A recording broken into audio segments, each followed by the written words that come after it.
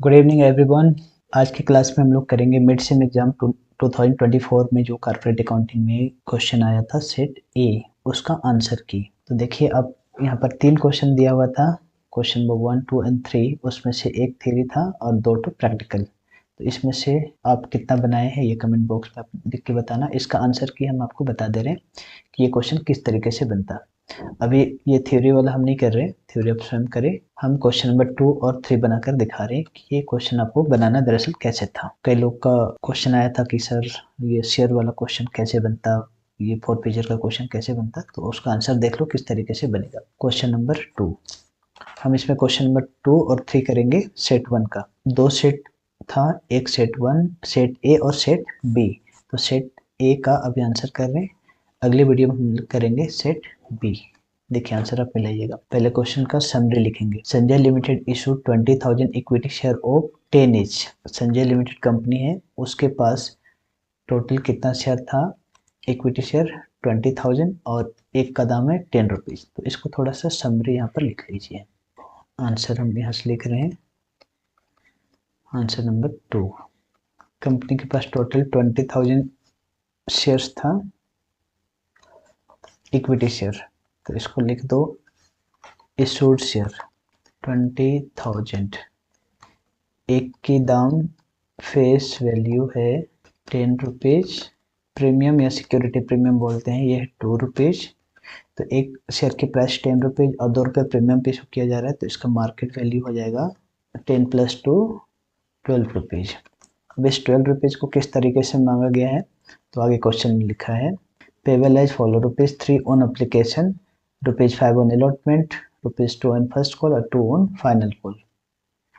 ₹3 on application, application पर मतलब पहले इंस्टॉलमेंट पर 3 रुपया, फिर 5 रुपया, फिर 2 रुपया और फिर 2 रुपया। इसको जोड़ के देख लो, 5, 3, 8 और 2 टोटल मिला के 12 आ रहे हैं। ठीक है, फिर आगे क्वेश्चन में लिखते हैं a shareholder did not pay allotment and first call money on his 1000 share. एक शेयर होल्डर है जिसने, अच्छा ये जो 5 है ना उसमें अलॉटमेंट में प्रीमियम भी इंक्लूड है, तो 2 रुपये प्रीमियम है और 3 रुपया अलॉटमेंट। इसको ऐसे लिखता हूँ। एक शेयर होल्डर है जिसने आपका अलॉटमेंट का भी पैसा नहीं दिया और फर्स्ट कॉल का भी पैसा नहीं दिया, उसके पास कितना शेयर है, 1000 शेयर है। तो उसको भी यहाँ पर दिखाइए। एक शेयर होल्डर है जिसके पास 1000 शेयर है, उसने अलॉटमेंट का पैसा नहीं दिया और फर्स्ट कॉल का भी पैसा नहीं दिया। ये एक ही आदमी है जिसके पास 1000 शेयर उन्होंने खरीदा है, उसने अलॉटमेंट के भी पैसे नहीं दिए, फर्स्ट कॉल के भी पैसे नहीं दिए। और फिर आगे स्टोरी में क्या लिखा हुआ है, hence this share were forfeited है। दिस शेयर मतलब ये 1000 शेयर को कंपनी ने फॉरफिट किया आफ्टर फर्स्ट कॉल।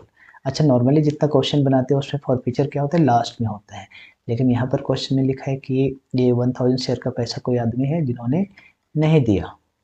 एक आदमी है जिन्होंने शेयर खरीद रखा है 1000, उसने अलॉटमेंट का भी पैसा नहीं दिया, फर्स्ट कॉल का भी नहीं दिया, तो कंपनी ने फर्स्ट कॉल के बाद तुरंत उसको फॉरफिट कर लिया। फॉरफीचर की एंट्री ये फर्स्ट कॉल के बाद ही दिखानी, इमीडिएटली फॉरफीचर की एंट्री यहाँ पर फर्स्ट कॉल के बाद ही करना है। ठीक है, और आगे बोलते हैं other amount we duly receive give journal entry. अब जर्नल एंट्री करके दिखाना है। तो देखो एंट्री कैसे होता है, पहला वाला का 2 एंट्री, इसका 2 एंट्री, इसका भी 2 एंट्री और इसका भी 2 एंट्री और एक फॉरफीचर की एंट्री करेंगे यहाँ पर।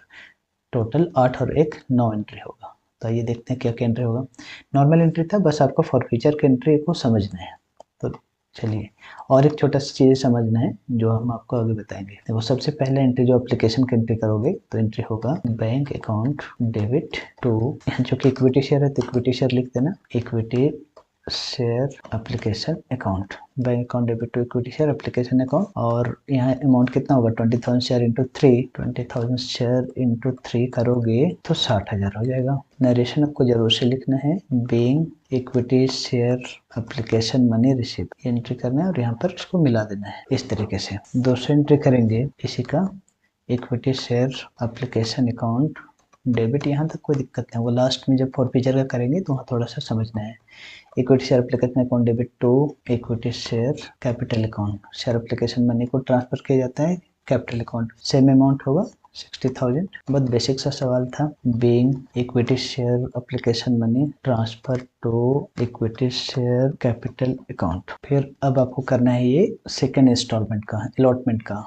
तो अलॉटमेंट के पैसे मांगने की एंट्री क्या होगी, अच्छा डेट वाली कॉलम में कुछ भी डेट वगैरह दिया हुआ नहीं है, लेकिन डेट की कॉलम जरूर बनाएंगे, भले उसमें कुछ अमाउंट आए या ना आए। अब अलॉटमेंट की ड्यू वाली एंट्री करेंगे, तो एंट्री होगा equity share allotment account debit to equity share capital, और एक सिक्योरिटी प्रीमियम है उसे भी दिखाएंगे, to security premium account, premium के सिक्योरिटी प्रीमियम लिखेंगे। अमाउंट कैसे लिखोगे, तो यहाँ देखो ये 20,000 को मल्टीप्लाई करेंगे, प्रीमियम 2 रुपया है और अलॉटमेंट 3 रुपया, 20,000 शेयर इंटू 2 रुपया प्रीमियम, 20,000 शेयर और 3 रुपये है अलॉटमेंट, तो ये हो गया 60,000, ये हो गया 40,000, कुल मिला के 1 लाख रुपीज ऐसे दिखाना है। तो प्रीमियम को आपको इस तरीके से दिखाना था। यहाँ एरियर वगैरह है उसको रिसीवेबल एंट्री के साथ दिखाते हैं, being equity share allotment money due, ऐसे आपको लिखना है। अब अलॉटमेंट की पैसा रिसीव होगी तो उसकी एंट्री करेंगे, लेकिन साथ में ध्यान देंगे कि ये जो 1,000 शेयर खरीदा है एक आदमी, उन्होंने पैसा नहीं दिया है अलॉटमेंट का, तो वहाँ पर भी दिखाओगे एरियर। तो जब पैसे रिसीव होती है तो एंट्री होती है bank account debit, calls in arrear भी दिखाएंगे, calls in arrear account debit. कई बार लोग इसको दिखाता नहीं है कॉल्स इन एरियर को, डायरेक्ट वो अमाउंट सब्ट्रैक्ट करके लिखता है, तो भी आप कर सकते हैं। To equity share allotment account, एक अलॉटमेंट की कंपनी मांग रही है 1 लाख रुपया, तो आप यहाँ पर लिखो 1 लाख रुपया।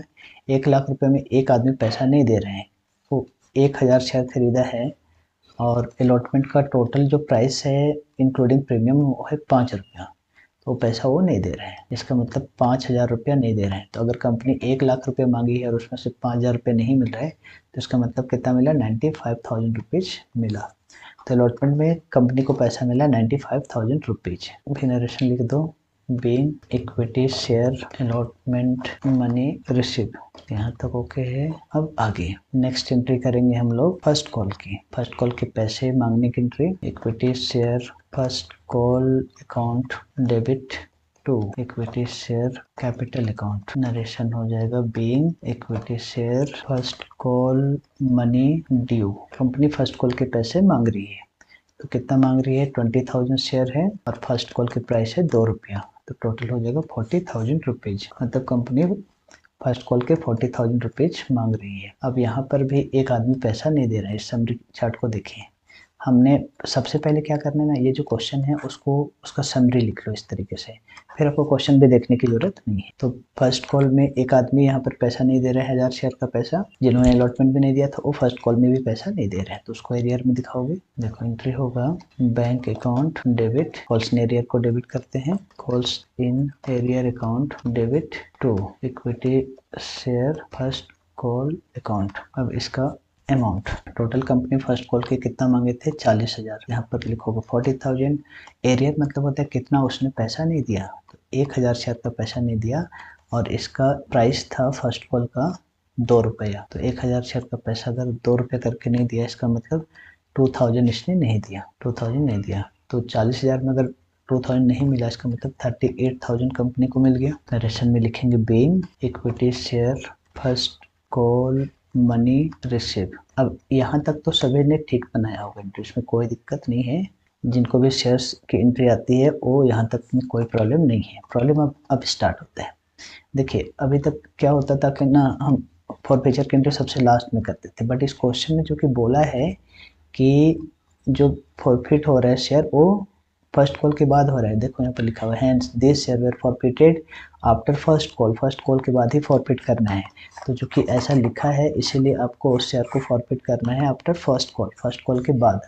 फर्स्ट कॉल का एंट्री हमने कर लिया, अब इसके बाद ही एंट्री करना है। तो फर्स्ट कॉल के बाद जब आप एंट्री करोगे तो शेयर फॉरफीचर का क्या एंट्री होगा उसको देखो। शेयर फॉरफीचर की एंट्री आपको ये सब जानना पड़ेगा, हम रेगुलर क्लासेज वाली वीडियो में ये सब बताए हैं, तो अगर आप नहीं सीखे होगे तो उससे भी आप सीख सकते हैं। देखिए क्या होता है फॉरफीचर की एंट्री, जो कि इसने प्रीमियम का पैसा भी नहीं दिया है, अलॉटमेंट में भी ड्यू है और अलॉटमेंट में ही प्रीमियम मांगा गया था, तो मतलब ये जो शेयर होल्डर है उसने प्रीमियम का भी पैसा नहीं दिया है, तो प्रीमियम को भी दिखाते हैं जब फॉरफीचर की एंट्री करते हैं। तो एंट्री देखो कि इस तरीके से होगा, शेयर कैपिटल अकाउंट डेबिट। ये एंट्री में बहुत लोग गलती कर सकते हैं, तो ध्यान दीजिएगा कैसे बन रहा है।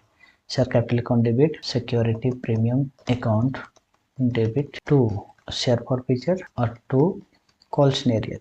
अच्छा कई लोग कॉल्स इन एरियर जो लिख रहे हो उसके जगह में आप कॉल का नाम भी लिख सकते हो कि किस किस कॉल में पैसा उन्होंने नहीं दिया। जैसे यहाँ कॉल्स इन एरियर की जगह में लिख सकते हो इन्होंने 2 जगह पैसा नहीं दिया, अलॉटमेंट में और फर्स्ट कॉल में, तो कॉल्स इन एरियर की जगह में शेयर फर्स्ट कॉल और शेयर अलॉटमेंट ऐसे लिख सकते हो। हम कॉल सिनेरियो लिख रहे हैं, दोनों ठीक है।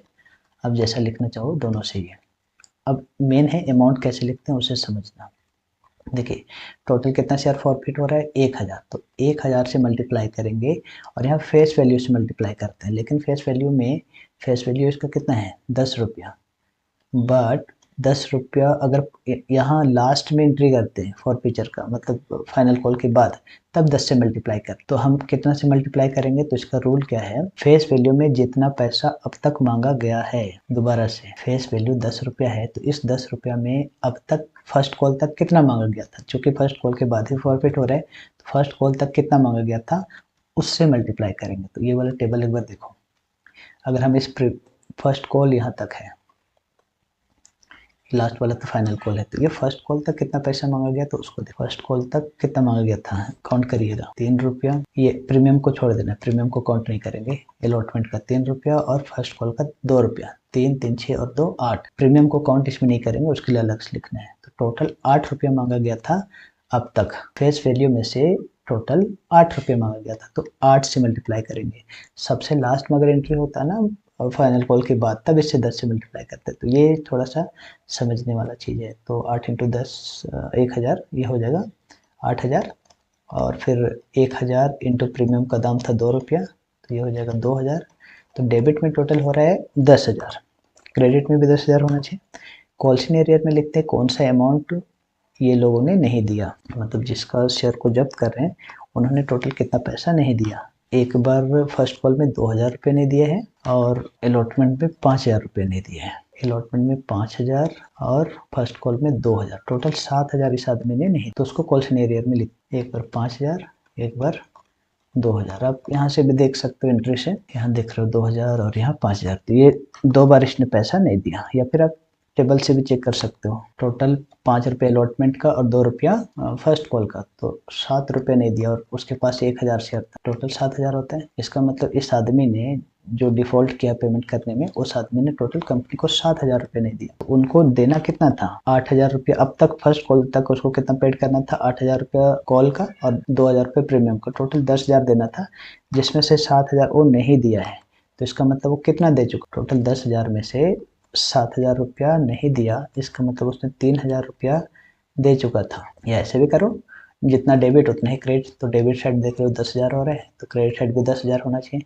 यहाँ 7000 है तो 3 का डिफरेंस, तो उसको लिखोगे शेयर फॉर फीचर में।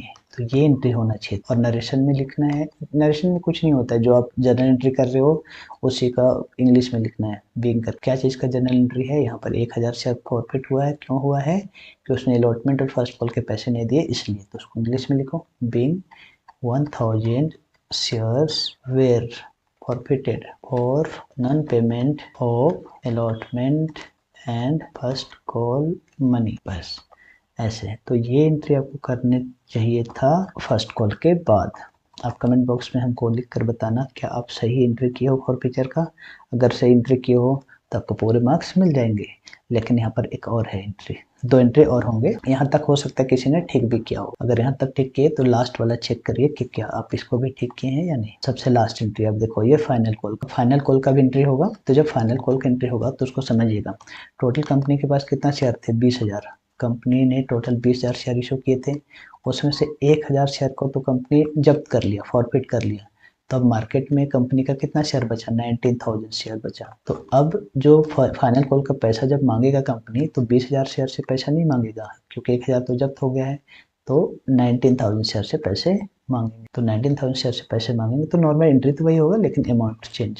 फाइनल कॉल का ड्यू का एंट्री करो, equity share second and final call account debit to equity share capital account. Amount हो जाएगा बीइंग, अच्छा नरेशन पहले लिख लो, being equity share second and final call money due. और इसका अमाउंट कितना हो जाएगा, 2000 नहीं लिखेंगे, 19,000 लिखेंगे, क्योंकि 1000 शेयर प्रॉफिट हो गया। तो 19,000 share into 2, 38,000 rupees, 38,000 rupees due होगा फाइनल कॉल के लिए। अब इसका रिसीवेबल एंट्री करिए। फाइनल कॉल में कोई भी एरियर वगैरह नहीं है, तो नॉर्मल इसका रिसीव का एंट्री करेंगे जैसा पहले करते थे। Bank account debit to equity share second and final call, bank account debit equity share second and final call account. Narration लिखोगे being second and final call money receive, second and final call money receive, और यहाँ लिखोगे 38,000 क्योंकि कोई भी arrear नहीं है। तो इस तरीके से आपको एंट्री करना था क्वेश्चन नंबर 2 के लिए। अगर आपने ये पूरा, अब टोटल करने की ज़रूरत नहीं है, अगर आपने पूरा ऐसे एंट्री किया है तो आपको पूरे 10 में 10 मिल जाएंगे। तो चेक कीजिए एक बार अपना क्वेश्चन, क्या आपने सभी एंट्री सेम टू सेम करा था। अगर सेम ऐसा किए होंगे तो आपको मिलेंगे पूरे 10 आउट ऑफ 10, 10 मार्क्स इसमें मिल जाएंगे। प्रॉपर इस तरीके से आपने फॉर्मेट वगैरह बनाया होगा। तो ये था क्वेश्चन नंबर 2 का आंसर, सेट 1। अब एक क्वेश्चन ये हो गया, सेकंड वाला करते हैं, थर्ड वाला। थर्ड क्वेश्चन था गुडविल का, और गुडविल का क्वेश्चन बहुत सिंपल था। क्या करना था देखो, 5 मिनट का क्वेश्चन है। Lalit purchase Tushar's business from 1 January 2017, the profit as disclosed by Tushar's business for the last 3 year were as follow. 2014, 2015, 16, 3 साल की प्रॉफिट दी हुई है, 1,50,000, 155, 1,50,000, और ब्रैकेट में कुछ एडजस्टमेंट है, including an abnormal gain of 15,000 after charging an abnormal loss of 5,000, excluding 10,000 as insurance premium of firm's property not to be insured. ये सब कुछ इंफॉर्मेशन है। देखेंगे क्या करना है। Calculate the value of firm's goodwill on the basis of 2 year purchase of the average profit of last 3 year. Goodwill में 4 तरह का मेथड होता है, आपको बताया है रेगुलर क्लासेज में। Average profit method, weighted profit method, weighted average profit method, उसके बाद सुपर प्रॉफिट मेथड और एक कैपिटलाइजेशन मेथड। लेकिन क्वेश्चन में यहाँ पर वैसा कोई भी इंफॉर्मेशन नहीं है सुपर प्रॉफिट या वेटेड वगैरह, तो ये सिंपल एवरेज प्रॉफिट से बनेगा ये क्वेश्चन। तो इसका आंसर किस तरीके से बनेगा ये देखेंगे। सबसे पहले सिंपल एवरेज प्रॉफिट निकालेंगे और फिर उसको नंबर ऑफ ईयर परचेज से मल्टीप्लाई कर देंगे। इसकी भी रेगुलर वीडियोज है आपके चैनल में, तो उसको देख लेना। आंसर नंबर 3, सबसे पहला काम करेंगे एवरेज प्रॉफिट निकालेंगे। कैलकुलेशन ऑफ एवरेज प्रॉफिट, आपको यहाँ 3 कॉलम बनाने हैं। आप ये फॉर्मेट जैसे बना रहे, कोई ज़रूरी नहीं कि आप बिल्कुल ऐसे ही बनाओ, आप किसी भी तरीके से बनाइए, प्रेजेंटेशन कैसे भी हो, आपको आंसर सही होना चाहिए। मेथड कई तरीके से हो सकते हैं, तरीके बनाने के, प्रेजेंटेशन के तरीके कितने भी हो सकते हैं, आपको तब भी मार्क्स मिलेंगे। तो अगर आप किसी और तरीके से बनाए हो, डोंट वरी, आपको पूरे मार्क्स दिए जाएंगे अगर आप सही से आंसर निकाले होंगे तो। यहाँ पर लिखोगे ईयर, यहाँ प्रॉफिट, एक में लिख दो एडजस्टेड प्रॉफिट। ये फॉर्मेट वगैरह बनाना जरूरी नहीं होता है, बट हम बना रहे हैं, ये कंपलसरी नहीं है इस टॉपिक्स के लिए। ईयर देखो कितना है, क्वेश्चन अपना देखिएगा। 2014, 15, 16, 3 साल है, 3 साल की प्रॉफिट। 2014, 2015, 2016, 3 साल की प्रॉफिट दी हुई है आपका 150, 155, 150, 150, 155 और 150। बट ये करेक्ट प्रॉफिट नहीं है, इसमें कुछ एडजस्टमेंट बोला है, तो आप इसको यहाँ पर लिख रहे हैं, इसमें कुछ एडजस्टमेंट करेंगे जो क्वेश्चन में बोला है उसको। हमें यहाँ जो प्रॉफिट निकालना है वो नॉर्मल प्रॉफिट लेना होता है। नॉर्मल प्रॉफिट मतलब बिजनेस का प्रॉफिट, बिजनेस एक्टिविटी का प्रॉफिट।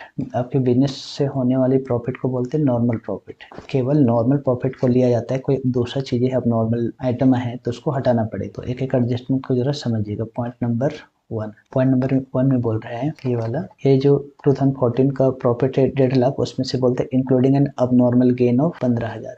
अबनॉर्मल गेन मतलब ऐसा प्रॉफिट जो नॉर्मल नहीं है, विच इज नॉट नॉर्मल, उसको अब नॉर्मल। तो बिजनेस का अब नॉर्मल मतलब जो बिजनेस का प्रॉफिट नहीं है उसको बोल सकते। ये 1.5 लाख रुपए में 15,000 एक ऐसा प्रॉफिट शामिल है जो नॉर्मल नहीं है, बिजनेस वाला नहीं है, तो उसको हटाइए 15,000 को, तो सही वाला प्रॉफिट आ जाएगा। तो हटाने के लिए कर दो माइनस, उसको जब माइनस करोगे तो 1,35,000 आएगा, ये सही वाला प्रॉफिट आएगा। तो ऐसे ही आपको करेक्ट प्रॉफिट निकालना है। फिर सेकंड पॉइंट को देखना है 2015 का, 1,55,000 का प्रॉफिट है, बोलते हैं after charging an abnormal loss of 5,000। Abnormal loss मतलब ऐसे खर्चे या ऐसे लॉस जो बिजनेस का नहीं है, उसको अबनॉर्मल बोलते हैं, या बिजनेस एक्टिविटी का लॉस नहीं है। तो ऐसी लॉस जो बिजनेस का है ही नहीं, उसको आप कंसिडर किए हो, तब जाके 1,55,000 का प्रॉफिट आया है। तो अगर इस लॉस को हम नहीं दिखाते तो मेरा सही वाला प्रॉफिट क्या आता है, 1,60,000 आता, ज़्यादा आता। लेकिन हम ऐसा कुछ ऐसा खर्च 5,000 दिखाएं जो बिजनेस का है ही नहीं, तब जाके 1,55,000 का प्रॉफिट आया है। तो अगर इस खर्च को हम नहीं दिखाते तो मेरा प्रॉफिट सही वाला क्या होता है, 1,60,000 होता। तो 1,60,000 लाने के लिए आप क्या करोगे, प्लस करोगे यहाँ पर 5000। ये प्लस माइनस आपको याद नहीं करना है, समझना है, ठीक है। करेक्ट वाला प्रॉफिट निकालने। अब थर्ड लास्ट पॉइंट देखो। लास्ट पॉइंट बोलता है कि 1.5 लाख का प्रॉफिट है 2016 में, जिसमें एक्सक्लूडिंग 10,000 एज इंश्योरेंस प्रीमियम।